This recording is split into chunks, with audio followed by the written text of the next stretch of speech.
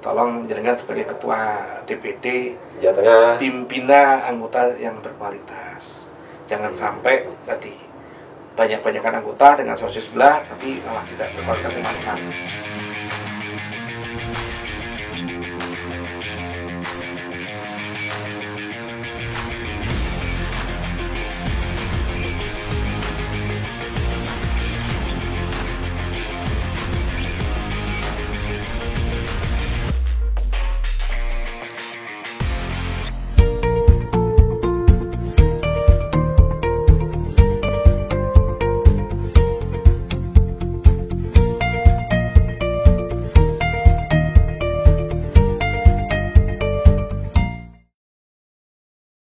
Salam jumpa, bertemu kembali dengan saya Aan dalam Re Podcast.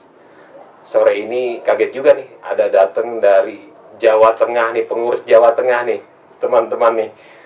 Langsung dikomandani ketua DPD-nya, Pak Hermawan. Biasa aku manggilnya Mas Wawan. Apa kabar Mas Wawan? Terima kasih Mas Aan. Ada Mas Iwan. Ya, terima kasih. Ada Mas Joko nih. Ini salah satu rangkaian lagi berada di Jakarta nih, bagian dari ada kerjaan atau apa, atau lagi ketemu siapa nih gitu ya? Selain ke studio podcast ini. Terima kasih Mas Aan. Selamat sore semuanya. Jadi kesempatan kali ini memang kami dari DPD RI Jawa Tengah sengaja bertandang ke tempat ini karena memang sudah saya sudah sejak bulan lalu diminta oleh Mas Oki untuk ikut podcast. Karena memang ini kesempatan baik juga.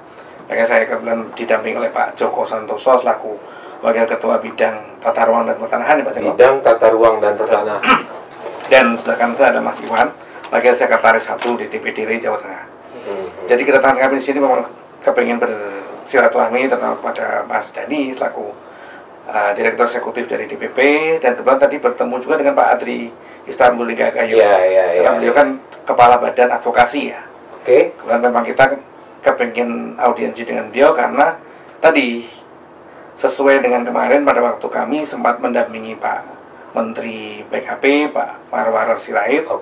Beliau berpesan, Mas, zaman sekarang jangan hanya berfokus kepada peningkatan jumlah anggota, tapi peningkatan jumlah anggota. Betul. Kenapa Pak Menteri tiba-tiba? Terus saya kilas balik dulu nih, tarik ke belakang. Sebelumnya emang saya juga lihat di Instagramnya Pak Menteri, terus juga ada kegiatan di Jawa Tengah. In frame terus nih dengan Pak Menteri ini, masa di depan saya ini nih. Kenapa nih? Bisa ceritakan kenapa Pak Menteri tiba-tiba ada di Jawa Tengah waktu itu? Jadi waktu itu berawal dari acara waktu itu ada undangan halal bihalal. DPR di sini. Dan Pak Menteri juga hadir, saya juga hadir pada waktu itu. Pada waktu itu beliau berbicara pada kami bahwa beliau kepengen ke daerah, segera pengen lihat daerah, pengen lihat kondisi perumahan di daerah seperti apa. Beliau yang minta. Beliau minta, dan waktu itu diperkuat oleh waktu itu Pak Ketua Pak Joko Suwanto dan Pak Remo selaku Pak Sekjen minta kami siap-siap Mas, pokoknya siap-siap aja. Daerah paling dekat harus Jawa. Tolong Jawa Tengah siap-siap. Dan begitu kami dapat info itu, selang beberapa hari kemudian ada informasi dari beliau akan mengunjungi beberapa lokasi perumahan di Jawa Tengah, khususnya yang di dekat Semarang.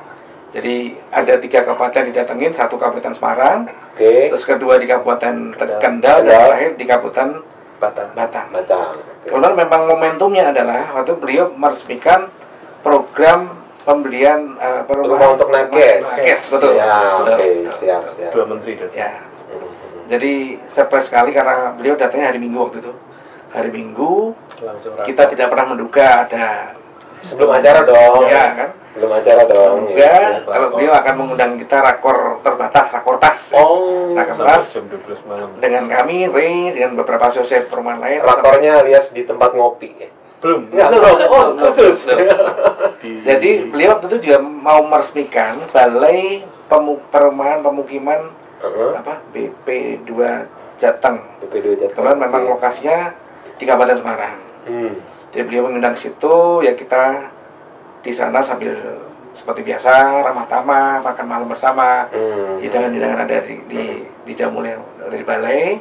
Setelah itu beliau tadi mengungkapkan bahwa acara hari berikutnya ada hari Senin, Selasa, dan Rabu, beliau akan mengunjungi 3 lokasi tadi, 3 daerah, 3 kabupaten untuk melihat rumah yang bagus menurut beliau dan rumah yang kurang bagus menurut beliau. Oh, fair lah ya. Fair. Dan kami pun ya, karena kami baru pertama kali itu juga mendapat kesempatan bertemu dengan beliau, juga agak setelah 10 tahun kita nggak punya menteri khusus perumahan ya. agak Lanjut. terpukau juga nih kalau ada seorang menteri yang punya ketertarikan seperti itu. Walhasil setelah acara Rakortas selesai, beliau ngajak kami untuk ikut ngopi-ngopi sambil ngobrol santai. Itu yang tadi Justru itu saat ngopi daging itu obrolan biasanya. iya. Mas Iwan gimana nih? Kayak tadi mau kayu nih, gimana sih Iwan? Ya banyak petua-petua beliau yang memang itu jadi motivasi kita di Jawa Tengah kan, di daerah itu memang pas ngopi itu dagingnya benar-benar beliau memberikan arahan, berikan ini yang waktu di rakor itu tidak muncul gitu. Akhirnya kita menyadari itu tidak harus banyak anggotanya, tapi kualitasnya yang harus ditingkatkan. Kualitas. Yeah. Oke, setuju. Yeah. Jadi ada beberapa usulan juga yang langsung setelah pulang ke Jakarta terrealisasi juga ada beberapa usulan. Apa tuh contohnya? Penggunaan lahan pemerintah yang bisa digunakan untuk perumahan. Perumahan sudah. Oh, iya. Itu sempat waktu malam itu, waktu ngopi sampai jam 3 itu. Iya. Kita sempat sampaikan dengan beberapa anggota asosiasi yang lain. Kalau Mas Joko gimana Mas ngeliat Mas? Ya kemarin kan intinya kan masalah perizinan pertanahan aja, tapi intinya perizinan. Jadi waktu kita ngobrol itu penekanan perizinan untuk kabupaten kota itu harus bisa lebih dimudahkan. Karena juga saya sampaikan biasanya pada saat kita itu ketemuan di daerah-daerah kabupaten kota Jawa Tengah 35 itu juga kita menekankan, saya terutama atas nama Re yang kebetulan saya diedukasi untuk acara-acara yang kaitan lingkungan, itu mesti saya sampaikan biasanya untuk program perizinan itu jangan menjadi unsur utama PAD. Program perizinan jangan jadi unsur utama. Jangan jadi unsur utama PAD. Jadi mereka itu kalau tahu PAD-nya itu perizinan, nah mesti sebanyak-banyak rupiah yang mesti akan mereka harapkan, kan gitu ya. Makanya begitu nanti ada perizinan yang mudah dan tidak menjadi unsur utama, mereka kan akhirnya berkembang. Daerah yang biasanya kalau kita masuk ke kabupaten kota itu kan mestinya mereka lingkungannya sendiri itu mesti berkembang. Itu mesti kalau kita biasa ada 170 lebih lah yang terkait dengan REI itu menjadi satu momentum perkembangan daerah. Kalau itu bisa terlaksana, itu satu hal yang sangat memungkinkan sekali terhadap 3 juta rumah itu. Nah memang selain di waktu kemarin kita sampaikan, memang sebelumnya saya kan juga ikut di PKP provinsi, PKP perumahan kawasan perhubungan dan termasuk habitat. Ya, Jawa Tengah saya termasuk di situ, sehingga itu yang memang ada kesempatan saya sampaikan. Cuma masalahnya sekarang banyak yang juga nggak bisa sinkron. Jadi antar kabupaten kota kan karena penyesuaian lah nih ya Mas. Penyesuaiannya itu masih belum bisa klop. Ya. Kita izinkan mestinya yang keluar adalah kabupaten kotanya, bukan dinas atau mana, itu enggak. Tapi secara keseluruhan tim kan harusnya gitu. Jadi satu sisi dari tim A, dari dinas mana itu oke, tapi dinas lainnya enggak. Dan ini sudah tersampaikan ya Mas juga? Sudah. Pak Menteri ya? Semua paham lah ya makanya. Yang ngobrol santai sampaikan. Justru malah dari ngobrol gitu ya Mas. Jadi memenang sekali cara komunikasi beliau dengan kami ya tadi. Kalau di Rakortas mungkin itu tadi sangat serius ya. Jadi begitu selesai kita makan malam, justru kita dialog, sampaikan. Ya kadang-kadang ada yang bisa beliau terima, ada yang memang belum bisa beliau terima. Tapi tadi memang Pak Menteri kita tadi agak unik ya kita bilang. Menarik lah. Ini impresi pribadi saya ya sebagai dia. Cuman tadi kemarin pun pada waktu di IKN ketemu lagi nih kemarin Pak Menteri. Ketemu lagi, saya dong. Baru seminggu lalu itu ya? Ya, masih ingat. Kami ya tadi pesan dia sama. Mas, jangan lupa tolong jenengan sebagai ketua DPD Jawa Tengah, pimpinlah anggota yang berkualitas. Jangan sampai tadi banyak-banyakan anggota dengan sosis sebelah tapi malah tidak berkualitas eman-eman. Nah, dari kalimat itu kan menarik tuh. Jadi mitigasinya seperti apa sih sebagai ketua nih? Jumlah anggota terus harus dibina seperti apa nih polanya? Polanya ya Pak. Ya terima kasih Mas. Jadi ini kebetulan memang kami pada waktu sejak 2024 banyak dilibatkan oleh Disperhakim Jawa Tengah. Disperhakim ya, Disperhakim Jawa Tengah, karena waktu itu Pak Kepala Dinas punya konsep untuk gimana caranya membuat standarisasi untuk pengembang pemukiman yang ada di Jawa Tengah. Karena beliau kan memang banyak dapat masukan-masukan dari masyarakat kaitannya sama banyak orang-orang calon pembeli yang banyak ibaratnya ketipu ya. Yes. Tipu, rumahnya yang dijanjikan seperti ini ternyata jadi, lingkungannya seperti ini nggak terjadi. Jadi beliau membuat suatu konsep, ada sertifikasi pengembangnya. Ya. Jadi pengembangnya disertifikasi, tapi di dalamnya di setiap pengembang itu harus punya tenaga ahli yang tersertifikasi juga. Jadi ya sampai ke tukang nih. Sampai tukang, tukang, terus kami pun selaku manajer atau pemilik juga harus punya sertifikasi itu. Itu salah satu syarat supaya bisa suatu pengembang itu dapat sertifikat SRP 2 namanya. Kemudian Pak Joko ini juga dilibatkan oleh Disperhakim sebagai sekretaris SRP 2 Jawa Tengah. Perwakilan. Ya, dari swastanya ya. Dan udah mulai itu. Sudah program sertifikasi tahun kemarin. 2020. Oh, 2 tahun kemarin. Kebetulan saya sudah punya juga. Wih, Kita semua sudah punya ya. Salah satu syarat itu ada kaitan dengan LSPRE. Oh, dengan LSPRE connect nih ya. Pada SU tuh berarti. Sebelum waktu itu dijalankan ada konsultasi, ada komunikasi, ada pertemuan, ada koordinasi dengan LSP. Kemudian Pak Joko kan juga orang Semarang dan kebetulan juga kalau pas dari Disperhakim Provinsi pengen ada koordinasi, pas ada di Semarang ketemu. Jadi konsep-konsep itu akhirnya kan disampaikan ke teman-teman yang lain di luar memang di Forkom itu, sehingga nanti berjalan bahwasanya pengembang itu tidak hanya sebatas pengembang yang bangun, enggak, tapi dia adalah tersertifikasi dengan baik dan benar mestinya diharapkan baik. Sebagai ketua gimana ngeliat ya ada Disperhakim melakukan sertifikasi itu? Awalnya anggota mungkin ngapain sih? Gue kan mau usaha, mau bisnis cari duit. Masa gue harus sertifikasi? Betul Mas Aan. Jadi memang ketanggapan awal dari kawan-kawan ini menarik kan? Memang pada pro kontra lagi. Tanya-tanya. Iya. Buat apa sih kan gitu?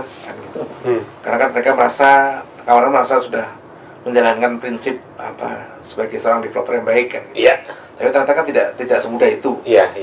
Jadi dengan adanya tadi sertifikasi tadi kan memang tadi tertib secara administrasi, tertib secara apa macam?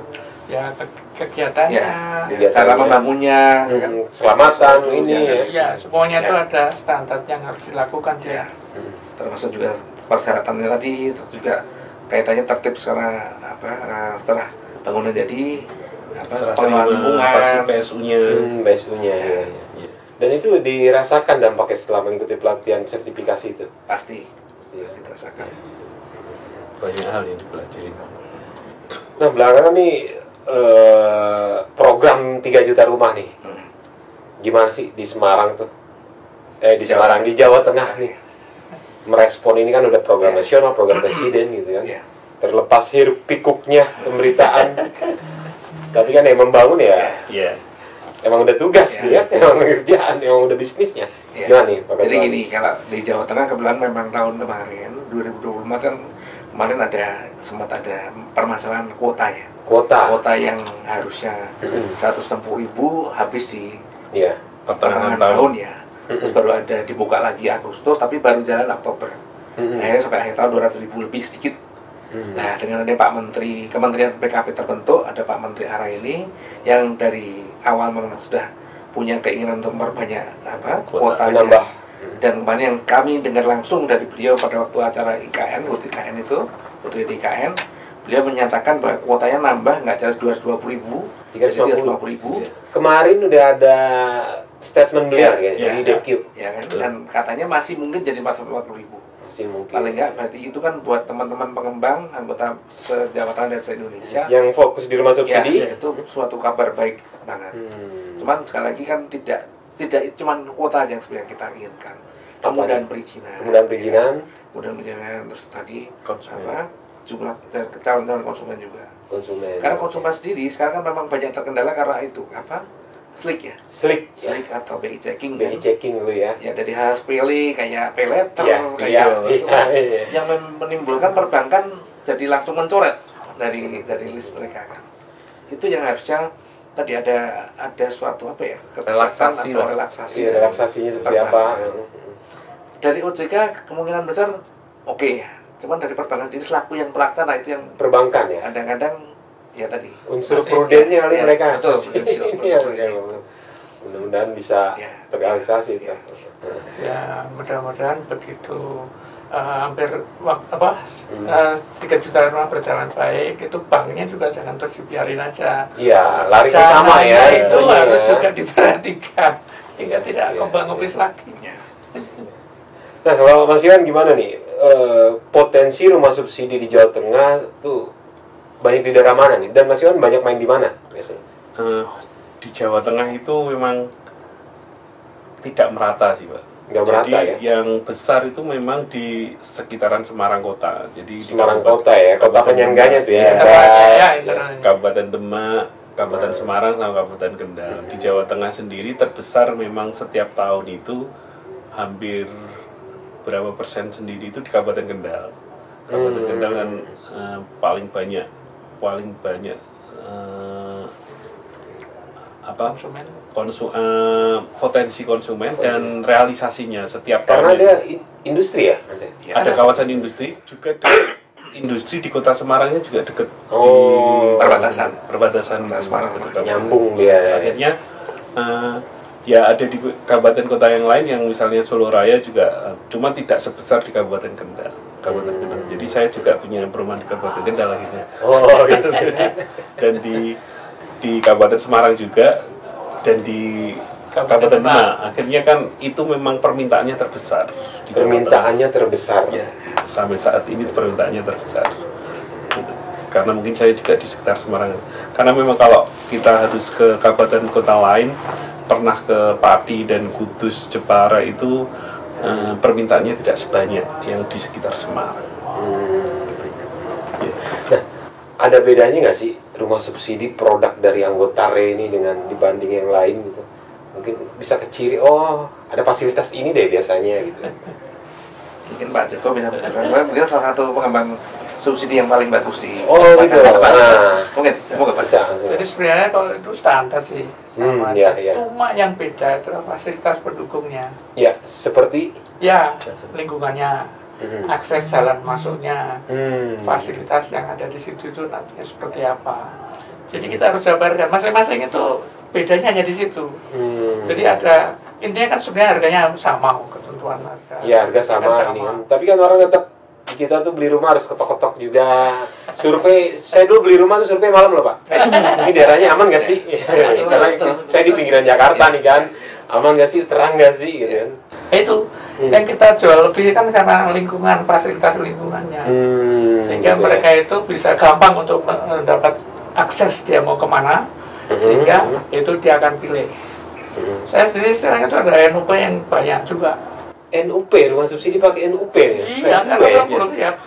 Karena lahannya belum siap sudah dipesan, Pak. Wah, kalau itu udah mantap. Amin. Iya. Nah itu makanya. Faktor apa tuh Mas Joko? Akses, kalau saya Akses, ngomongnya selalu masalah akses, dan, kedepankan akses. dan Fasilitas pendukungnya. fasilitas pendukung yang lainnya. Fasilitas di dalam? Iya, itu termasuk nanti. Apa aja tuh, dia Dia? akan- Kalau kita mesti Jalan ada lebarnya. Lebar jalan. lebar jalan tuh yang utama itu. Mereka itu tidak hanya mau ke rumahnya, itu udah muter-muter dulu di dalam padahal udah lingkungan. Iya. Itu beda. Berarti ada lagi kos buat nambahin Ya. jalan tuh ya, pembebasan Iya, itu. itu kita buat dulu. Infrastruktur kita buat dulu. Walaupun itu duitnya juga nggak sedikit, tapi biar mereka senang buat Iya, dulu. iya. Tidak ngandalin PSU dari PU, Pak. Ya. Oh, Iya, kita cor dulu sendiri. Kelamaan. Kelamaan. Oh, gitu. Iya. Skill masuk subsidi. Kebetulan, ya ini bukan apa ya, di Kabupaten Demak itu daerah-daerah lingkungan situ yang kecil itu sudah diperbaiki jalannya oleh Pemda. Oh, jalannya. Di antar Anda. akses ke pengembang itu sudah ada semua. Jadi ada penghubung dari bawah ini ya tidak semuanya ada, tapi banyak yang sudah dihubungkan oleh Pemda. Jadi itu daerah itu berkembang. Itu tadi seperti saya sampaikan di awal, kalau toh nanti di situ daerah berkembang, semua ikut bekerja bareng di situ, nah, akhirnya tumbuh. Daerahnya tuh. Harganya jadi cepat naik untuk dia investasi dia itu nggak rugi. Iya. Gitu aja. PAD daerah ikut terendung. Itu Itu pasti. kan ya. Ya. Iya, jadi nggak usah ada harus perizinan harganya mahal biar dapat uang banyak, enggak. Makanya PAD itu unsur izin jangan menjadi unsur utama. Untuk PAD. Dan ini kebutuhannya tinggi ya, Iya. Pak Ketua ya. Betul. Ya. Karena akses antara hinterland dari kota Semarang ini sebenarnya hinterland dari kota Semarang itu dari Semarang, Kabupaten Semarang, Kabupaten Demak sama Kabupaten Kendal. Itu kan nggak ada pembatas yang sangat Iya. strict, rigid itu enggak. Nggak ada ya. Nggak ada. Masih berasa satu ini ya. Iya, benar-benar ya. walaupun nanti fasilitasnya beda antara kota Semarang, Kabupaten Semarang, dan Kabupaten Demak. Semarang coret Pak istilahnya. Semarang coret. Itu. Makanya perumahan beliau itu namanya bukan perumahan di Semarang Timur, tapi Timur Semarang. Timur Semarang. Gimmick marketing harus lah yang kreativitas. Kalau saya di barat Semarang Pak. Barat Semarang. Nah, Pak Ketua nih gimana biasanya untuk memberikan kepada anggota, lu harus begini bangunnya, begini ini, ada nggak saran-saran? Kebetulan kan sebelum saya jadi ketua, sebelumnya saya jadi wakil ketua bidang diklat. Oh, Diklat ya tadi karena banyak disupport oleh badan diklatnya DPP di bawah Pak MR Prianto kan. Kan beliau kan sebelumnya kan juga ketua RI Jawa Tengah.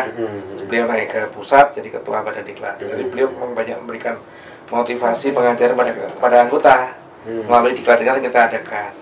Jadi dari situ kita percaya bahwa anggota-anggota Jawa Tengah jauh lebih kompeten dibandingkan anggota-anggota yang non RI. ya. Emang pemainnya nih. Ya.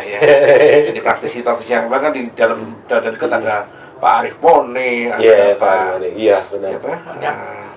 Banyak lah Banyak. yang memang sudah punya jam terbang tinggi di mana-mana kan.